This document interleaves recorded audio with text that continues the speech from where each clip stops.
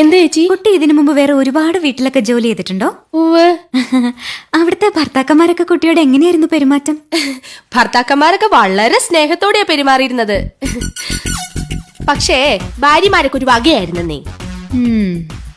അല്ല, കുട്ടി എന്തിനാ സാരി ധരിച്ചിരിക്കുന്നേ? അയ്യോ, എന്താ? സാരിയേക്കാൾ ഐശ്വര്യം ചുരിദാറാ. ശരീരം മുഴുവൻ കവർ ചെയ്യുന്നതുകൊണ്ട് പറയല്ലോ, അതൊരു ഐശ്വര്യ. അപ്പോ ചേച്ചിക്ക് വേണ്ടേ ഈ ഐശ്വര്യം?